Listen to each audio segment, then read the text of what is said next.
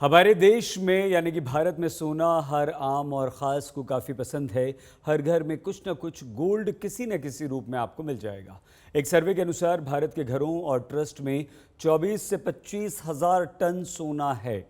लेकिन विडंबना ये कि लोगों के घरों में बरसों तक गोल्ड ऐसे ही पड़ा रहता है और उसका कोई इस्तेमाल नहीं होता। लोग उसे देख देख कर बस खुश होते रहते हैं। इसीलिए सरकार घरों, मंदिरों, ट्रस्ट आदि में पड़े ऐसे ही सोने पर लोगों को फायदा देने के लिए गोल्ड मोनेटाइजेशन स्कीम चला रही। गोल्ड मोनेटाइजेशन स्कीम यानी कि जीएमएस के तहत आप अपने घर में रखे हुए गोल्ड पर कुछ इनकम प्राप्त कर सकते हैं। इस स्कीम के तहत घर में रखा सोना बैंक में आप जमा कर सकते हैं और इस पर आपको गोल्ड की सालाना वैल्यू पर 2.25 से 2.5% तक सालाना इंटरेस्ट मिलता है। इस स्कीम के तहत आप बैंक के पास अपनी ज्वेलरी, गोल्ड कॉइन या सोना अगर वैसे भी आपके पास हो तो उसे जमा करवा सकते हैं। इसके तहत घर में पड़े सोने को बैंक में जमा कराने पर आपको एक तो इंटरेस्ट मिलता है और दूसरे आप लॉकर के सालाना खर्च से बच जाते हैं। आपका सोना पूरी तरह से सुरक्षित रहता है। सरकार ने 2015 में ये योजना शुरू की थी, लेकिन भारतीय रिजर्व बैंक यानी कि आरबीआई ने इस साल की शुरुआत में इस स्कीम में कई सारे बदलाव कर दिए, जिसके बाद इसे रिवैम्प्ड गोल्ड डिपॉजिट स्कीम आरजीडीएस कहा जाता है। इसका उद्देश्य घरों और संस्थानों यानी कि ट्रस्ट में रखे सोने को बाहर लाना और उसका बेहतर उपयोग करना है। मध्यम अवधि में 5 से 7 साल के लिए और लंबी अवधि के लिए यानी कि मिड टर्म, शॉर्ट टर्म और लॉन्ग टर्म के लिए 12 साल के लिए आप अपने गोल्ड को बैंक में जमा कर सकते हैं। इसके अलावा 1 से लेकर 3 साल तक के short term bank deposit STBT योजना भी है, लेकिन इसमें आपको इंटरेस्ट बहुत कम मिलता है। फिलहाल मीडियम टर्म डिपॉजिट पर आपको सालाना यानी कि हर साल 2.25% और लॉन्ग टर्म डिपॉजिट पर आपको हर साल 2.5% का इंटरेस्ट दिया जाता है। 3 साल तक की शॉर्ट टर्म स्कीम में आपको इंटरेस्ट सिर्फ 0.60 से 0.75% ही मिलता है। मीडियम टर्म स्कीम के लिए 3 साल और लॉन्ग टर्म स्कीम के लिए 5 साल का लॉक इन पीरियड पक्का होता है। मतलब ये हुआ कि आप इससे पहले अपना गोल्ड वापस नहीं ले सकते, रिडेम्पशन नहीं कर सकते।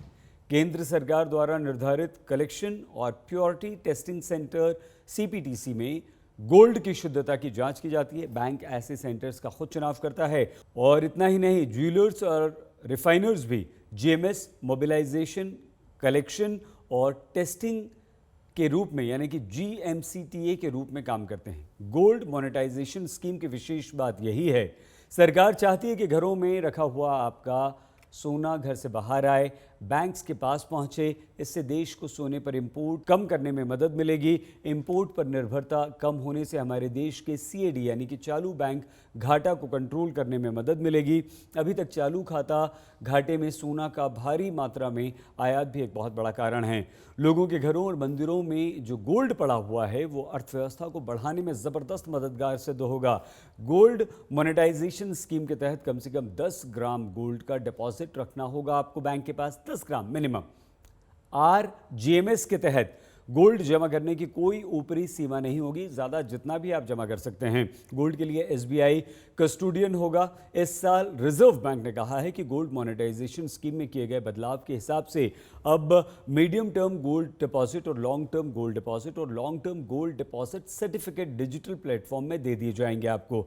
इस स्कीम का लाभ सभी शेड्यूल कमर्शियल बैंक्स में आपको मिलेगा। बैंक में ग्राहक यानी कि आपका एक गोल्ड डिपॉजिट अकाउंट खोला जाएगा। इस स्कीम के तहत मिलने वाले इंटरेस्ट पर किसी तरह का टैक्स आपको नहीं लगेगा। सबसे अच्छी बात इसकी है। और इतना ही नहीं, आपके गोल्ड की वैल्यू तो बढ़ ही रही है धीरे धीरे, तो जब मैच्योरिटी पर आप पैसे लेने पर आप किसी तरह का कोई कैपिटल गेन्स टैक्स भी नहीं लिया जाएगा। इस स्कीम की बस एक कमी यह है कि इसमें गोल्ड ज्वेलरी, कॉइन आदि को गला दिया जाता है। ग्राहक को सीपीटीसी और जीएमसीटीए का एक सर्टिफिकेट दिया जाएगा जिसमें बताया जाता है कि उसने 995 फेनिंस गोल्ड की कितनी मात्रा बैंक के पास जमा की।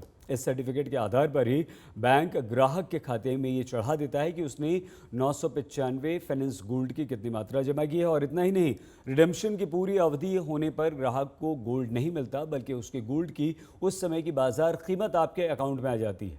मतलब उसे गोल्ड की बढ़ी हुई कीमत का फ़ायदा और इंटरेस्ट दोनों ही मिलता है।